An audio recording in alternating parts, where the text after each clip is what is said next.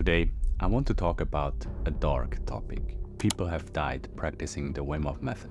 And there is a chance that even more people will die if they don't understand the fundamental physiology of why it's happening. And yes, I'm speaking of people who have drowned practicing the breathing method in water. Before you think this doesn't concern you because there are warnings everywhere, right? Hear me out, because there's more to it than you might think. Hearing of these tragic incidents is distressing, especially since the Wim Hof method is intended for self-improvement, enhancing mental health, physical performance, and immune response. I believe it's crucial for more people to discuss these risks. First, let's address a common misunderstanding. Bad things cannot happen to me because I'm in control.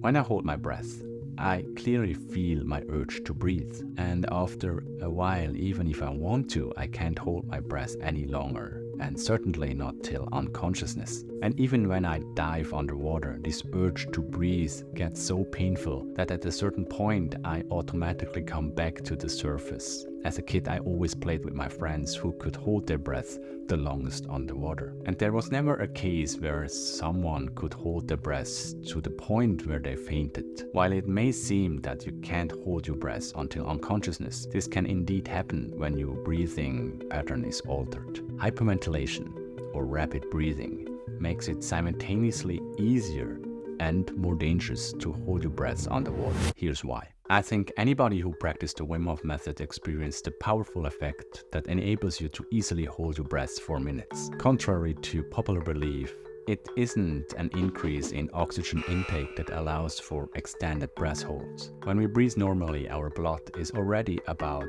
97% saturated with oxygen. While deep rapid breathing can increase oxygen level to 100%, this slight change isn't responsible for the long breath holds. The dangerous thing here is that we haven't really gained the ability to hold our breath for long times, but that we offset our safety mechanism. Carbon dioxide is responsible for our gasping reflex, our urge to breathe. So by hyperventilating, we exhale a lot of carbon dioxide, and by doing so, it takes longer to reach the level where our gasping reflex is triggered when holding our breath. So that means that our longer breath hold comes at the price of lower oxygen levels in our blood. For example, when I measured my blood oxygen on a 3-minute breath hold round during a Wim Hof method session, it dropped below 40% blood oxygen and shut down because it couldn't go any lower. And as you know, oxygen is absolutely critical for our organs to function and to stay alive. If your oxygen level falls too low before your gasping reflex is triggered, your body shuts down by falling unconscious, which will restart your breathing. But if you're in the water, no matter how shallow it is, you drown. So by getting better at the Wim Hof method breathing, the risk of fainting gets higher. Nowadays, after more than 7 years of practice, if I want to, I can deliberately fall unconscious with as little as 10 deep and fast inhales, followed by a breath hold combined with intra-abdominal pressure. And I don't know of any seasoned practitioner who hasn't fallen unconscious yet during a Wim Hof method breathing session. So the sessions you fall unconscious are normally sessions where you feel really good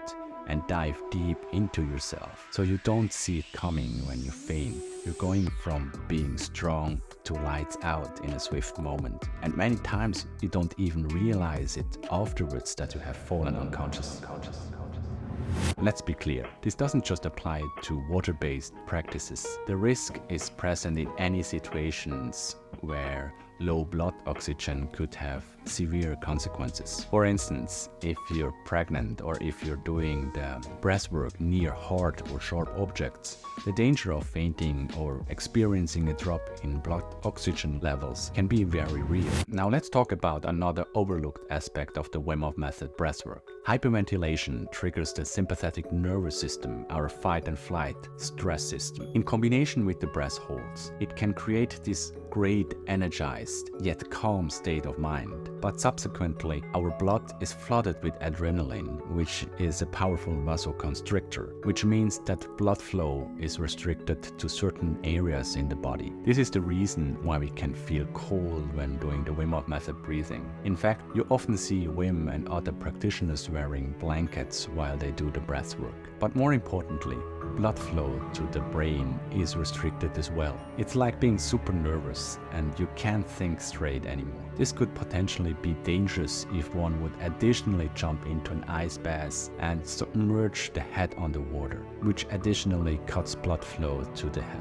This double effect could also lead to unconsciousness. So even though you haven't been hyperventilating in the water, but prior to it could also be dangerous. That said, the cold shock isn't as dramatic if you're cold adapted. So start by taking cold showers before jumping into an ice bath. And try to separate the Wim Hof method breathing from the ice bath or cold showers, as they both yield similar effects on the body and mind, but don't need to be practiced in an integral order. But to be honest, I personally do let my participants practice 1 or 2 rounds of the Wim Hof method breathwork 15 minutes before taking an ice bath. A short and easy breathwork round generally helps them to prepare their minds, as vigorous breathing helps the body and mind to gear for action or muster up courage. This can be helpful for people who have never taken an ice bath before. But remember, this is all supervised and I keep the breathwork short and easy. It's very easy to feel invincible when you feel the effect of the breathwork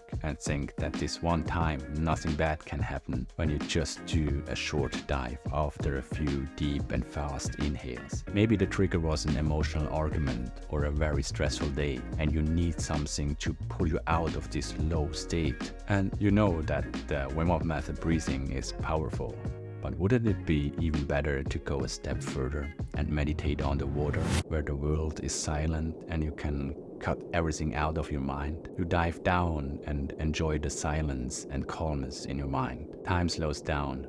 You hear your heart beating. Your stress has turned into a soothing blissfulness while you feel your body floating. And then, blackness. Suddenly, you're back on the surface, surrounded by people with worried faces. You realize something happened, but can't remember what.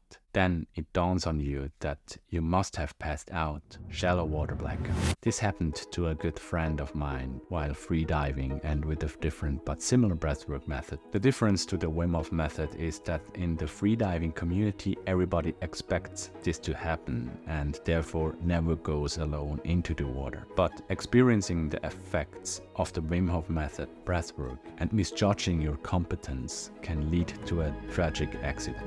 In a sense, it's the Dunning-Kruger effect, where you gain a lot of confidence just because you can hold your breath for a long time. But in fact, you're just a beginner when it comes to freediving with no competence. People in the freediving community learn very fast of the danger of the shallow water blackout, and subsequently their confidence drops as they realize their lack of competence. The more they practice freediving with partners and the right coaches, they regain confidence with higher competence. This is the way it should be. But this fall in confidence never happens when practicing the breathwork alone and just experiencing the powerful effect of longer breath holds. I hope this video helped you to understand why you should never do the breathwork in water. Please educate people on this topic when you see or hear of someone practicing the Wim Hof method breathwork in water. This video here will teach you more about the mechanics of what happens in the body when doing the Wim Hof method breathwork.